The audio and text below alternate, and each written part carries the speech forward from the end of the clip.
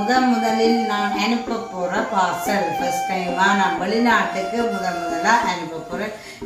நிறைய பொருட்கள் நிறைய திங்ஸுகள் கேட்டிருந்தாங்க. இதைத்தான் நான் ஃபர்ஸ்ட் டைமாக நான் வெளிநாட்டுக்கு அனுப்ப போகிறேன். நான் கோப்பி தூள் பார்த்தீங்களா, ரெண்டும் வாசனையாக கிடக்கு. இது கோப்பி வாசனை, இது இறைச்சி திறக்க ரெண்டும் ஒரு என்ன சொன்னாங்க, இறைச்சி திறக்க வாங்க கோப்பி வாசனை உண்டா சேரிக்கல என்ன வாசனைன்னு சொல்ல தெரியாமல் இருக்குது. சரி, இப்போ எல்லாமே நான் அவங்க சொன்ன பொருட்கள் எல்லாமே வறுத்து எடுத்துட்டேன்.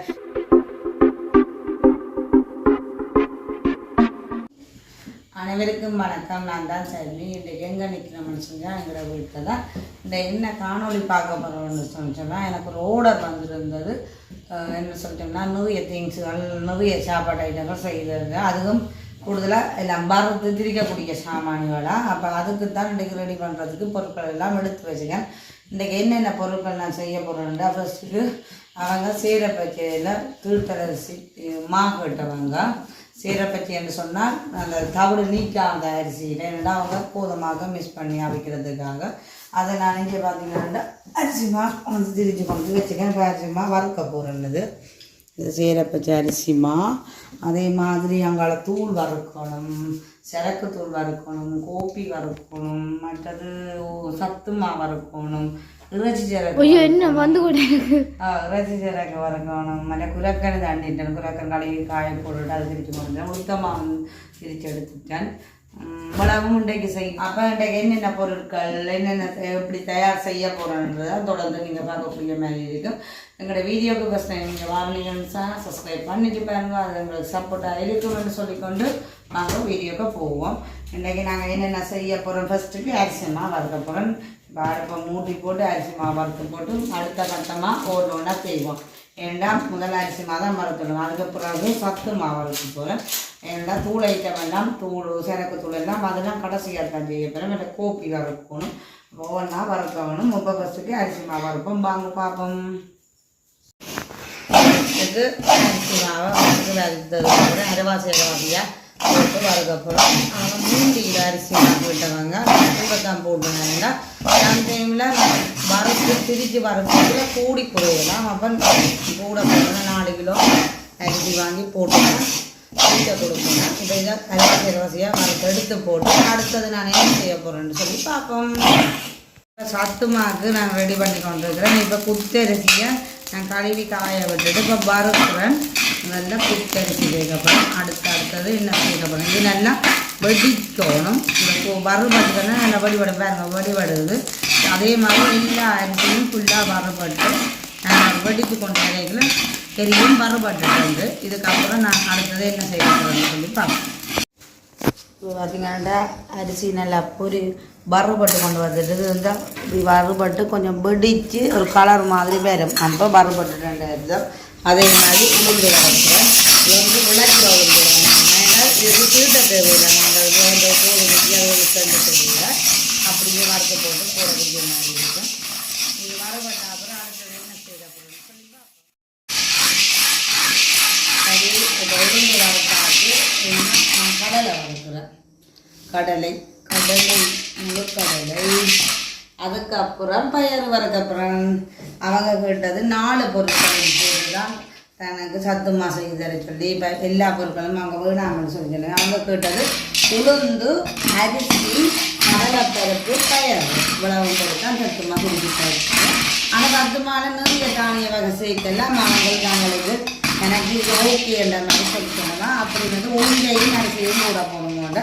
அப்போ நான் 1/2 கிலோ அரிசிக்கு 1/2 கிலோ உளுந்து சேர்த்தேனால் உளுந்து 1/2 கிலோ அரிசி குத்தரிசி சேர்த்தேன்னா 1/4 கிலோ கடலை 1/4 கிலோ பயறு சேர்க்கிறேன்.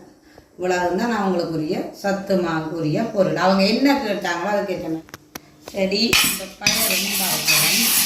இன்னும் இந்த பயரை நாங்கள் வறுத்து போட்டு இந்த பயரை வறுத்து போட்டு ஒருக்கா நெரிச்சு போட்டு தீட்டி போட்டு தான் நாங்கள் இதுக்குள்ளே சேர்க்கப்புறம் வேணாண்டா பயறு அப்படியே பஜ்ஜியாக சேர்த்த மட்டும் சொல்லி சொன்னால் அந்த ஒரு கலராக வரும்.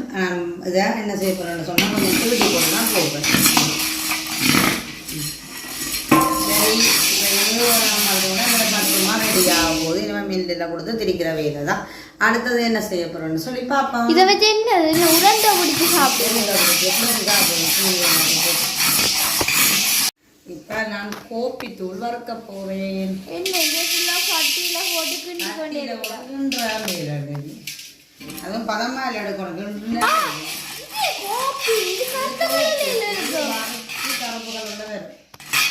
இதை அரைச்சா திரிச்சா வந்துடும். கருவாடு வந்துடுது. ரெண்டாவது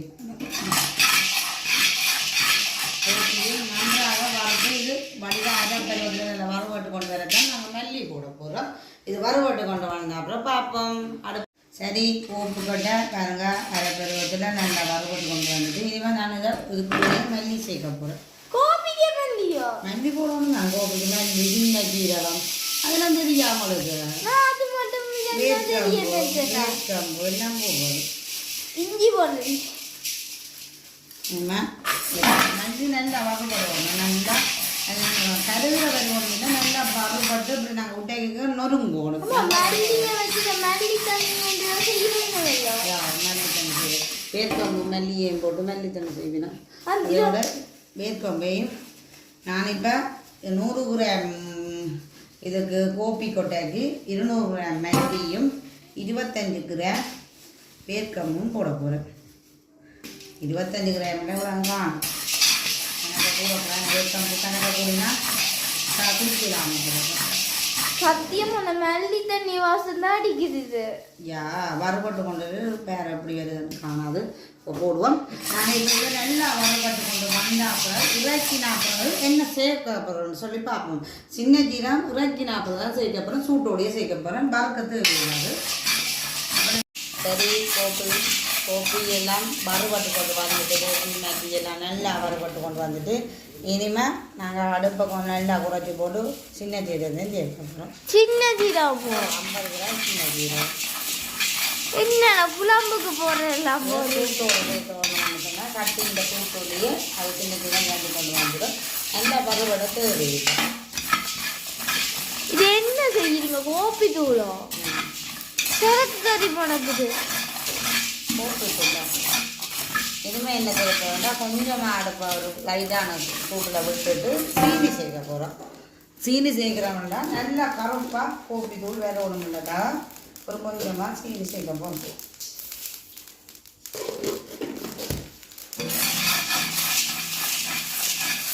இதெல்லாம் திரிச்சு எடுக்கணும். எல்லாம் இன்னும் மெல்லு வருது விரிச்செடுக்கிறாரு இல்லை வேறு குமஞ்சி கொண்டு வேறு சீனி சேர்க்க வேண்டாம்.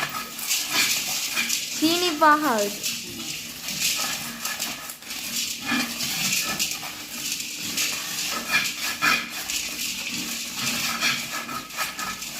ஓகே, இனிமேல் இதை கொண்டு திரிச்செடுக்கணும். இதால் சரக்கு தூளுக்குன்றேன். இது இறைச்சி சரக்கு தூள் வறுத்து கொண்டுட்டேன். இது இறைச்சி சரக்கு தூளுக்கு அப்படியே இறைச்சி சரக்கு தூள் திரிக்கிறதுக்கு தாங்கன்னு சொல்ல எல்லாமே போட்டு தந்தாங்க. கராம்பு மற்றது பெருஞ்சீரகம் மயிலக்காய் மற்றது இது எண்ணெயெல்லாம் பிரியாணியில் அது இந்த கட்டைக்கு என்ன வேணும்னு தெரியல எல்லாமே போட்டு தந்துச்சுன்னா அப்போ அப்படியே வாங்கி வந்து வறுக்க அவங்க 1/4 கிலோ இறைச்சி சரக்கு தூள் கட்டுச்சுன்னா அப்போ அவங்களுக்கு பெரிய மாதிரி வறுத்துக்கிட்டேன். இங்கால பார்த்தீங்கன்னு சொன்னால் இது சரக்கு தூளுக்கு வறுத்து வச்சுக்கிறேன். இதே வீடியோவில் காட்டினேன்னா அங்கே கம்மியாக எடிட் பண்ணி கொண்டு வந்தபடியாக அங்கே காட்டுக்கு இல்லாமல் இருந்தது. இனிமேல் நான் தூள் திரிக்க போகிறேன். அடுத்த தூளுக்கு வறுக்க போகிறேன். சரி, இப்போ எல்லாமே நான் அவங்க சொன்ன பொருட்கள் எல்லாமே வறுத்து எடுத்துட்டேன். இங்கே பார்த்தீங்கன்னு சொன்னால் சரக்கு தூளுக்கு வறுத்து வச்சுருக்கேன். அதே போல் கறித்தூள் கட்டிருந்தாங்க அதுக்கும் வறுத்து வச்சுக்கேன். இங்கால கோப்பி தூள் கட்டாங்க. கறித்தூள் செத்தல் என்னன்னா தெரியாது. உள்ளி கோது காமிச்சிக்க அது தூள் வரதுக்கு வச்சுக்கேன். தூள் திரிக்கிறத காட்டில வீடியோவில் என்னென்னு சொன்னிச்சேன்னா கடை எல்லாமே செய்து கொண்டு இருந்தபடி அதை காட்டில ஏற்கனவே நான் வீடியோ பதிவு செய்திருக்கேன் நான்.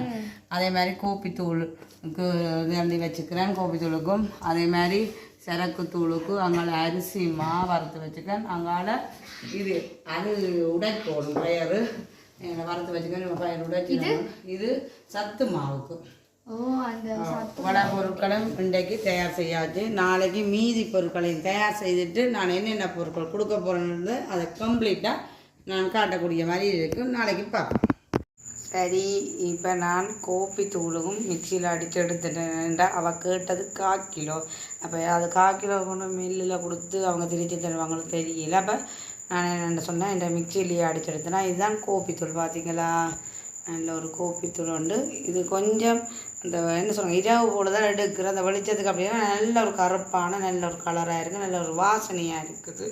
அதே மாதிரி இங்கால பார்த்தீங்கன்னா இறைச்சி சரக்கு தூள் கட்டவா, அதுவும் ஒரு 1/4 கிலோ தான் கட்டவா, அதுக்கும் மிக்சியில் அடித்து வச்சுக்க அப்படி இருக்குது. இனிமேல் இது எல்லாத்தையும் ஃபினிஷ் பண்ணிவிட்டு நாளைக்கு கொண்டு போய் மில்லில் கொடுக்குற வேண்டிய சாமான் எல்லாத்தையும் கொடுத்து போட்டு அவருக்கு சொன்ன மாதிரி நான் திங்கக்கிழமை அனுப்பினாக்கா வாசல்னா திங்கக்கிழமை போடக்கூடிய மாதிரி எல்லாமே பக்காவாக நாளைக்கு ரெடி ஆகினா நாளன்னைக்கு கொண்டு கொடுக்கக்கூடிய மாதிரி இருக்குது. இதை பார்த்தா அவ்வளோ ஒரு வாசனையாக இருக்குது. இதே மாதிரி நீங்கள் வீட்டில் ட்ரை பண்ணி பாருங்கள். இதை ட்ரை பண்ணி பார்த்தீங்கன்னா உங்களுக்கு எப்படி இருக்குன்னு தெரியும்.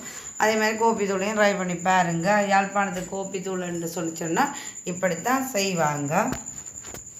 யாழ்ப்பாணத்துக்கு கோப்பி தூள்ண்டா இப்படித்தான் செய்வாங்க. நீங்கள் ட்ரை பண்ணி பாருங்க. இன்னும் கொஞ்சம் நல்லா கருப்பாக வேணுமெண்டா கொஞ்சம் சீனியை கொஞ்சம் அதிகமாக போட்டிக்கிறேன்னு சொன்னால் கடைசியாக இன்னும் நல்லா கருப்பாக வரும். நான் அளவாக தான் சேர்த்துனாண்டா. மற்ற சீனியும் அதிகமாக சேர்க்கக்கூடாதான். சில பேர் சுகர்களை குறைச்சி சாப்பிடுவாங்க. சீனியும் அதிகமாக செய்வாங்க. அளவாகத்தான் சேர்க்கலாம். உங்களுக்கு இன்னும் கருப்பாக நல்ல கருப்பு கலரில் வேணுமெண்டா நான் ஒரு கொஞ்சமாக சேர்த்தேன்னா நீங்கள் ஒரு 50 கிராம் சேர்த்திக்கிறேன்றாலும் ஓகேயா இருக்கும். 1/2 கிலோ மல்லிக்கு 1/4 கிலோ கோப்பி கொட்டைக்கு நீங்கள் ஒரு 50 கிராம் சீனி சேர்த்திக்கிறேன்டா ஓகேயா இருக்கும். சரி, அடுத்தது நாளைக்கு மெட்டது தயார் செய்ய எல்லாத்தையும் மில்லில் கொண்டு திரிச்சு போட்டு அதெல்லாம் பேக் பண்ணிக்க பார்த்துக்கொள்வோம். சரி, நேற்று எல்லாமே நான் வறுத்து எடுத்துட்டேன். என்னென்ன வறுத்துனா என்ன செய்த நான் உங்களுக்கு செய்முறை காட்டியிருப்பேன். மற்றது தூள் சரக்கு தூள் காட்டுறது ஏற்கனவே நான் வீடியோவில் பதிவு செய்திருந்தாங்க. தூள் சரக்கு தூள் எல்லாமே வறுக்கிறேன்னு சொல்லி பட் நேரமும் பத்தாமல் கிடந்து அவசரமாக இறக்குறதுக்கு அடுத்தடுத்த போட்டு செய்து கொண்டு இருந்ததால் நான் டக்கு வீடியோ எடுக்கிற கொஞ்சம் கஷ்டமாக இருந்தது. அப்போ நான் என்னென்ன செய்திருக்கிறேன்றது பொருட்களை பார்ப்போம். இன்றைக்கு தான் கொண்டு போய் எல்லாம் திரிச்சு கொண்டுட்டேன். மற்ற சிலதெல்லாம் மிக்சியில் அடித்தேன். நான் இதெல்லாம் திரிச்சு கொண்ட பொருட்களையும் பார்ப்போம். பேக் ஓடி வச்சுக்க இனிமேல் தான் கொட்டி கிண்டிக்கில் நான் ஆற விட்டு தான் பேக் பண்ணணும். தூள் திரிச்சு வச்சுக்கேன். அதே மாதிரி இது சத்துமா இங்கால சரக்கு தூள் திரிச்சுக்கிறேன். இங்கால இது என்னது இறைச்சி சரக்கு தூள். இங்கால கோப்பி திரிச்சு வச்சுக்கிறேன். இங்கால அரிசிமா. இனிமேல் நாளைக்கு என்ன செய்ய போகணும்னா இது எல்லாமே ஆறினா பிறகு இனிமேல் இது பேக்கிங் பண்ணணும். இன்னும் கொஞ்சம் சாமான்கள் சொல்லியிருந்தவா அது நான் வெளியில் கொஞ்சம் சாமான்கள் வாங்க கிடக்கு கடையில். அந்த என்ன சொல்லுவாங்க என்னென்னு சொல்லி சொன்னால் அந்த மாசிக்கு அறுபாடு சொல்லிட்டேன், மாசிக்கு அம்பர் சொல்லியிருந்தவா அப்படி கொஞ்சம் சாமான்கள் வெளியிலையும் வாங்க கிடக்கு. அப்போ இவ்வளோ பொருட்களும் இதண்டியாச்சு. அதே மாதிரி குரக்கரம் நான் கழுவி கொடுத்து நான் இன்றைக்கு தான் கழுவி காய போட்டுருக்கேன். நாளைக்கு கழுவி மில்லில் கொண்ட திரிச்சு போட்டு குரக்கரையும் அதையும் வேணால் உளுத்தமாக இருக்கிறவே நான் திரிச்சு வச்சுருந்தேன். நான் அப்போ அதையும் பேக் பண்ணி போட்டு கொடுக்கக்கூடிய மாதிரி இருக்குது. இனிமேல் அவங்க என்னென்ன பொருட்கள் நாளைக்கு கொடுக்க போகிறேன்னு சொல்லி உங்களுக்கு நான் இதெல்லாம் பேக் பண்ணிடலாம். முதல்ல எல்லாமே கம்ப்ளீட்டாக பேக் பண்ணி போட்டு நான் வெளியில் வாங்க வேண்டிய சில பொருட்கள் இருக்குது அதையும் வாங்கி போட்டு என்னென்ன கொடுக்க போகிறேன் அதை கொண்டு போய் நாளைக்கு பார்சல் அனுப்ப போகிறேன். எப்படியும் நான் சொன்னேன்னா அவருக்கு திங்கக்கிழமைக்குள்ள அனுப்பிடுவேன்னா திங்கக்கிழமையே நான் எல்லாமே கம்ப்ளீட் பண்ணேன். விடிய உடம்பு என்ன செய்ய போகிறேன்னா இது ஃபுல்லாகவே எல்லாம் பேக் பண்ணி போட்டு நாளைக்கு கொண்டு போய் அதை பார்சலே அனுப்பேன். அப்போ பேக் பண்ணிக்கல எல்லாம் பேக் பண்ணின அப்புறம் உங்களுக்கு வீடியோவில் பதிவு செய்வேன். என்னென்ன பொருட்கள் முதல்ல நான் அனுப்ப போகிற வெளிநாட்டில் எனது பொருட்கள் நான் இந்த கைப்பட செய்த முதல்ல ஃபர்ஸ்ட் டைம் அங்கேருந்து வந்து ஒரு சிலர் எடுத்து கொண்டு போனாங்க. இதுதான் எனக்கு ஃபர்ஸ்ட் டைம் நான் வாசல் ஒன்று இன்னொரு நாட்டுக்கு போடுறதுன்னு சொல்லி. அப்போ இந்த பொருட்கள் நாளைக்கு எல்லாமே அனுப்பக்கூடிய மாதிரி இருக்குது. அதையும் நான் கட்டாயமாக வீடியோவில் பதிவு செய்வேன். என்ன சொல்லுவாங்க அப்போ அந்த ஒரு என்ன சொல்லுவாங்க வந்து எடுக்கிறத விட கொண்டை கொடுத்து பார்சல் அனுப்புறது எனக்கு அனுபவம் இல்லை. உண்மையில் நான் யாருக்குமே அந்த பார்சல் போட்டது இல்லை. இதுதான் எனக்கு ஒரு முதல் அனுபவமாக இருக்கும். அதையும் கட்டாயமாக வீடியோவில் பதிவு செய்வேன். மற்றது இந்த வீடியோவை முடிச்சு கொள்ள போகிறேன். இதை பற்றிய கருத்துக்கள் கமெண்டில் சொல்லுங்கள். இன்னொரு வீடியோவில் சந்திப்போம். பா.